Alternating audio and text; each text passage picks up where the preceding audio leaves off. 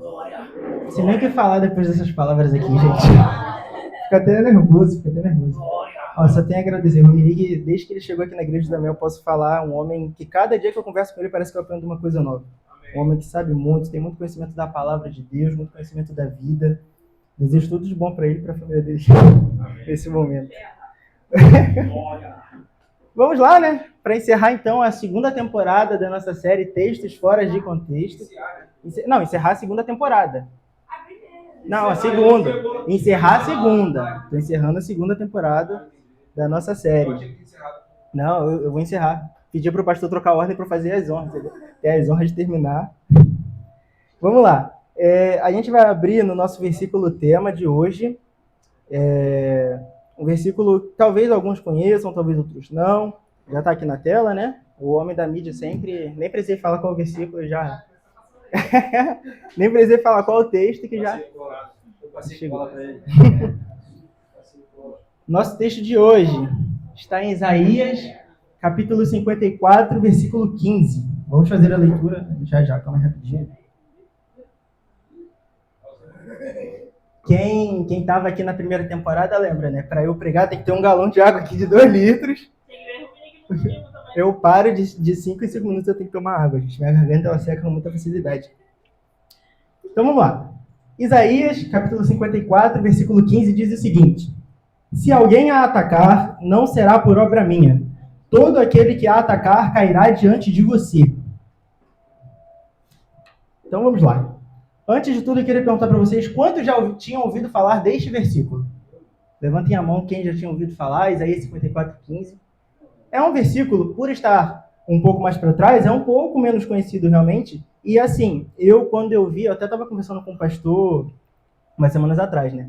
Eu lembro que para achar esse texto, estava na internet uns anos atrás, e eu estava rodando lá, assistindo uns vídeos curtos, e aí me apareceu uma ministra pregando essa mensagem.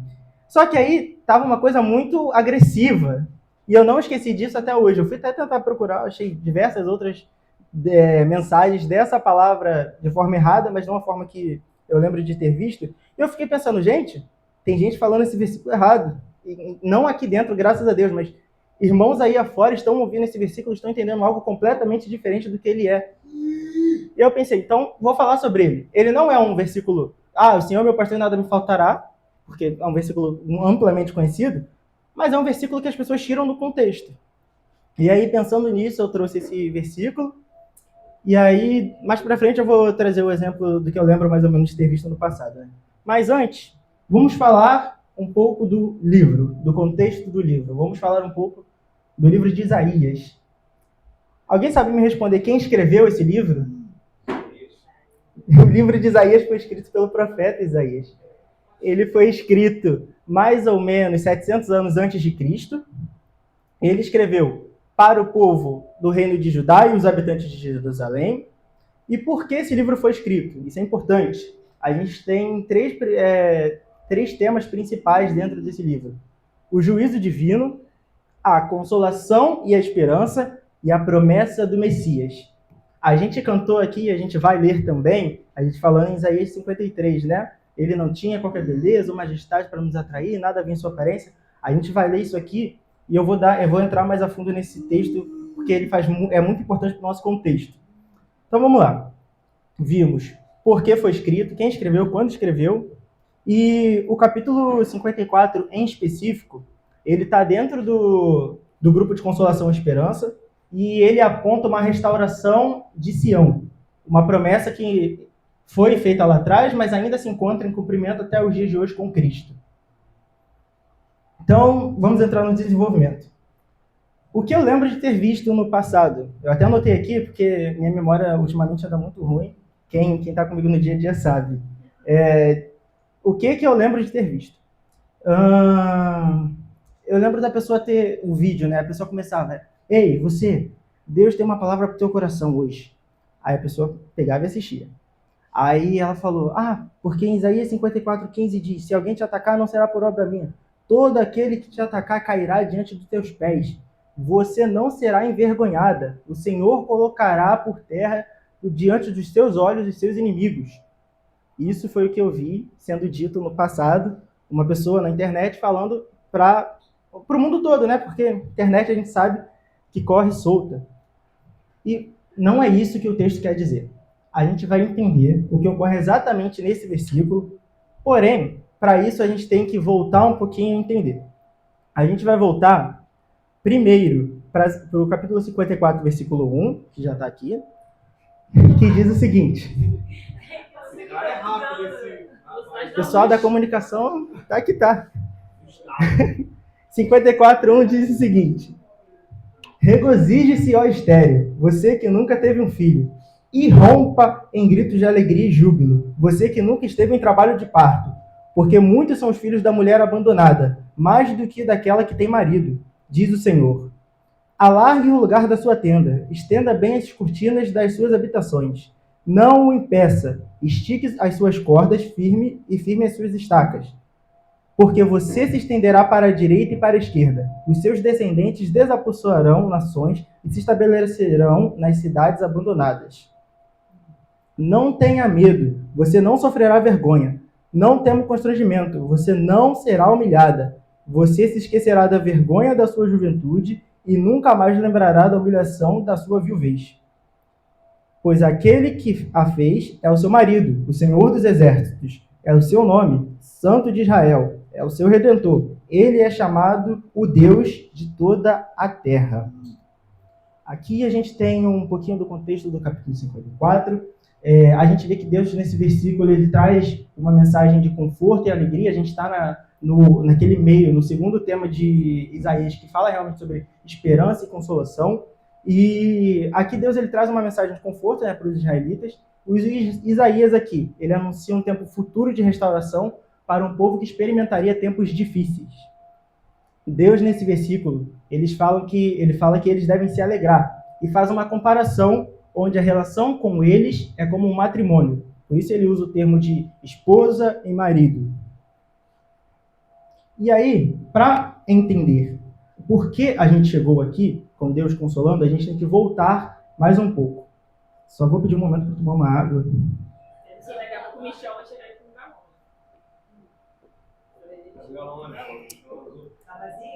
Tá não, tá quase. Vai ficar. Deveria ter trago, deveria. Vamos voltar mais um pouco, e aí a gente vai para Isaías 53, versículo 7. A gente vai ler do 7 até o 12. Que diz o seguinte: ele foi oprimido e afligido, contudo não abriu a boca. Como cordeiro foi levado para o matadouro, como uma ovelha fica muda diante dos seus tosqueadores, não abriu a boca. Com julgamento opressivo ele foi levado, e quem da sua geração se importou? Pois ele foi eliminado da terra dos viventes por causa da transgressão do meu povo, ele foi golpeado. Foi-lhe dado um túmulo com os ímpios e com ricos na sua morte, embora não tivesse cometido violência, nem houvesse engano algum na sua boca. Contudo, foi da vontade do Senhor esmagá-lo e fazê-lo sofrer, embora o Senhor tenha feito da vida dele uma oferta pela culpa. Ele verá sua descendência e prolongará os seus dias, e a vontade do Senhor prosperará na sua mão. Depois do sofrimento da sua alma, ele verá a luz e ficará satisfeito. Pelo seu conhecimento, o meu servo justo justificará a muitos e levará a iniquidade deles. Por isso, eu lhe darei uma porção entre os grandes, e ele dividirá os despojos com os fortes, pois derramou a sua vida até a morte e foi contado entre transgressores, porque ele levou o pecado de muitos e pelos transgressores intercedeu. Então a gente vê aqui no final de Isaías 53, Isaías anunciando Jesus, a vinda do Messias. E desde o primeiro versículo até o último, no versículo 12, ele vai falando, anunciando. Ele fala sobre o sacrifício de Cristo, né? E como cantamos aqui agora, contamos e lemos também. Eu acho que eu definiria esse capítulo que antecede 54 como uma das mais importantes profecias sobre a obra que inauguraria a nova aliança. Temos aqui um profeta, Isaías, né, anunciando a Cristo 700 anos dele chegar à Terra. E foi avisado bem antes, né? Isaías mostrou ao povo do Senhor a vinda do nosso Salvador. E isso é dito mais uma vez em Gálatas 4:26, a gente não vai abrir, mas Paulo ele retrata novamente e ele usa esse versículo do capítulo 54, verso 1, para falar sobre a Jerusalém do alto. Essa Jerusalém que a gente também vê sendo descrita em Apocalipse, nos últimos capítulos da Bíblia. E aqui a gente precisa entender a promessa. Naquele momento, aquela promessa ela se referia a Sião, o povo da antiga aliança, que era uma promessa de restauração de Jerusalém. Porém, a restauração da Jerusalém terrena ainda não era o ponto mais alto da promessa de Deus. Deus, naquele momento, ele já anunciava, sim, falando da Jerusalém terrena, mas pensando numa Jerusalém do alto, que é o que Paulo vai falar lá em Gálatas 4:26. E, então, centralizando o pensamento, a gente tem, nos primeiros versículos, a promessa que foi, está e estará sendo cumprida. A gente tem a antiga e a nova Jerusalém, falando das bênçãos da restauração. E do 6 ao 10, 12, do 6 ao 12, a gente vê Deus ele falando um pouco mais sobre físico realmente. E ele vai falar no versículo 6. O Senhor chamará você de volta como se fosse uma mulher abandonada e aflita de espírito. Uma mulher que se casou apenas para ser rejeitada, diz o Deus. E aí a gente tem, aqui ele vai realmente falar mais um pouquinho do casamento, e a partir do versículo 9, ele vai falar sobre Noé, e aí ele traz um pouco, contextualizando, né? Ele vai trazendo um pouquinho, falando que nunca mais fará, ele lembra que aquela promessa que ele fez, de nunca mais cobrir a terra com água, e aí ele vem vindo. No versículo 10 ele vai falando ainda assim, e aí a gente entra no 11. O 11 aqui já é do contexto, o nosso contexto principal. Ele vai falar: ó cidade aflita, açoitada por tempestades e desconsolada, eu a edificarei com turquesas, edificarei seus alicerces com safiras. Farei os rubis, os seus parapeitos de joias brilhantes, as suas portas de pedras preciosas, as suas portas e de pedras preciosas, todos os seus muros. Então, aqui Deus ele vem falando realmente sobre o plano que ele tinha para Jerusalém. E aí ele vem falando do 11 até o 14. Ele vem falando sobre isso, sobre a questão da Jerusalém física, do que aquele povo, Isaías falando através das palavras de Deus, o que aquele povo teria para o futuro. E aí ele vai falando sobre essas questões físicas até chegar no versículo 15, que é o nosso ponto principal. A gente vai ler o 14 e o 15, né? Em retidão você será estabelecida, a Jerusalém. A tirania estará distante. Você não terá nada a temer. O pavor estará removido para longe. Ele não se aproximará de você. E aí ele entra no 15. Se alguém atacar, não será por obra minha. Todo aquele que atacar cairá diante de você. E aqui a gente já entra no ponto principal da nossa explicação.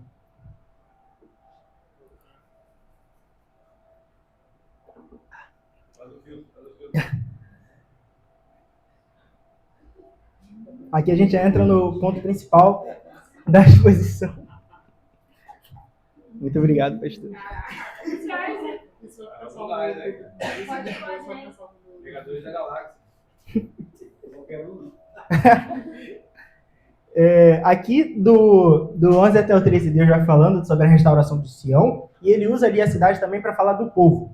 Aí nos versículos 14, 15 e 16, Deus diz que o povo não tem o que temer. E a gente vai ler o 16 para poder complementar. Lemos o 14 e o 15, vamos ler o 16, que diz: Veja, fui eu quem criou o ferreiro que sopra as brasas até dar em chama, e forja uma arma própria para o seu fim. Fui eu quem criei o destruidor para gerar caos. Vamos ler o 17 também. Nenhuma arma forjada contra você prevalecerá, e você refutará toda a língua que a acusar. Esta é a herança dos servos do Senhor, e esta é a defesa que faço do nome deles, declara o Senhor. Então, eu entro nesse ponto principal, no nosso versículo 15, com uma pergunta, e a gente volta lá para o versículo 15. O que eu vi era a pessoa falando: você não será envergonhada, você não será atacada, Deus vai te defender. O que a gente tem no versículo 15? É Deus falando que você não vai ser atacado? Não. Ele diz: se alguém atacar, não será por obra minha. Ou seja, ele não está falando que você não vai ser atacado. Até porque, se Deus fala naquele momento, vocês não serão atacados, ponto. Aí a gente vai para o Novo Testamento. E o apedrejamento de Estevão? A crucificação de Cristo? A perseguição e morte dos apóstolos? Eles não eram de Deus? Porque eles foram atacados. Então, o versículo, a pessoa, ela tira totalmente do contexto. Ela traz, você não será atacado. Mas no versículo 15 diz, se alguém a atacar. Ou seja, não é que você não vai ser atacado. Pode acontecer. E importante, a gente está falando aqui no contexto de Sião, do povo de Jerusalém, do povo de Judá. Ou seja, a pessoa traz aquele versículo já falando para você não vai ser atacada, você não será envergonhada, Deus jogará todos os inimigos diante dos seus pés. Não é isso que o texto quer dizer. Não, a promessa não é sobre falta de ataques, é sobre a presença de Deus em meio aos ataques. Ou seja, o que a gente tem que entender, não é que está falando que porque a gente pode ser atacado, pode acontecer. Hoje nós, graças a Deus, no Brasil vivemos tranquilos até um certo ponto. Mas no mundo afora nós temos cristãos sendo perseguidos, como a gente vê em várias notícias todos os dias, e vimos no passado e vamos ver no futuro, infelizmente.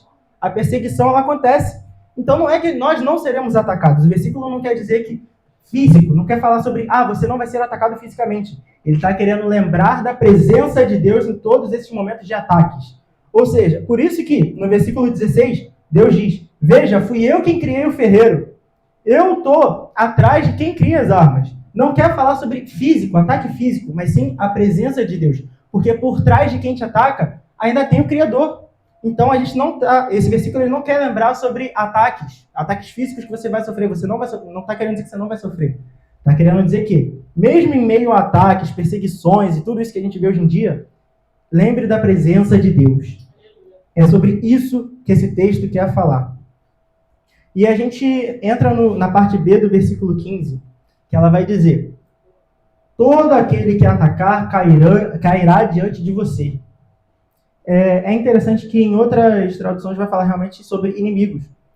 E aí vai falar, todo inimigo que te atacar cairá sobre você.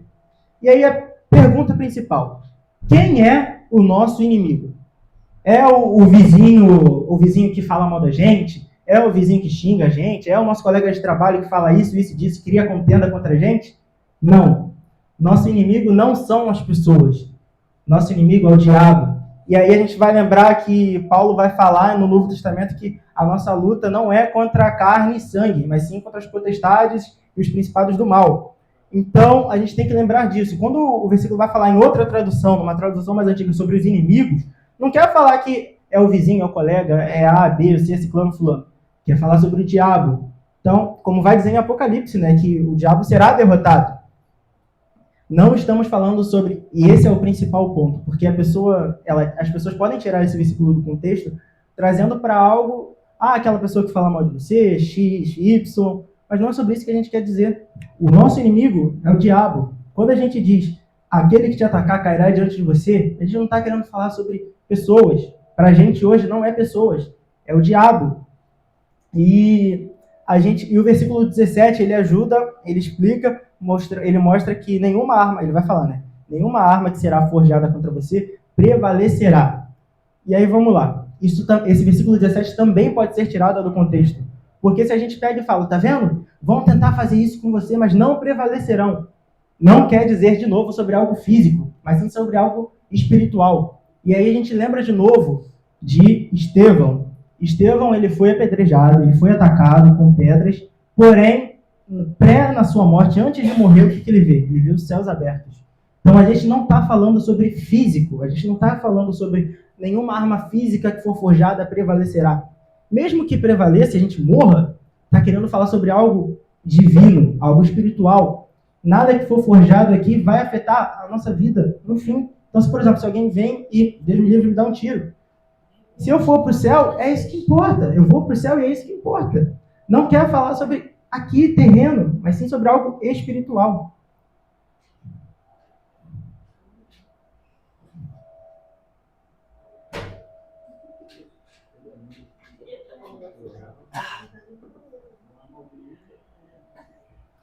Por fim, nós temos que lembrar. O texto de Isaías 54 quer nos mostrar que, mesmo em momentos de dificuldade, mesmo com ataques, Deus está conosco. A gente está falando sobre a presença de Deus. E, como a gente já falou, isso não quer dizer que nós não seremos perseguidos, feridos, mortos. O que a gente tem que lembrar, que o texto quer trazer para a gente é, mesmo que o povo de Deus venha sofrer qualquer uma dessas coisas, a presença dele é o que importa. Como cristãos, a nossa segurança ela não está em nunca sofrer. Porque a gente sabe que a gente pode sofrer. A nossa segurança ela está em pertencer ao Senhor. A gente não pensa em não sofrer nesta terra, porque a gente sabe que pode acontecer. Nosso pensamento é em algo celeste, em algo do alto, como Paulo vai dizer em Gálatas 4, Jerusalém do alto, a gente pensa no alto. E Isaías ele não promete uma vida sem ataques, como a gente leu. Ele promete algo muito melhor, que nenhuma oposição será capaz de frustrar aquilo que Deus determinou. Essa continua sendo a nossa esperança hoje. Nossa confiança não está na ausência de batalhas ou nas batalhas, mas na presença do Senhor em todos esses momentos. E aqui eu encerro a minha exposição, agradeço a oportunidade. Pastor,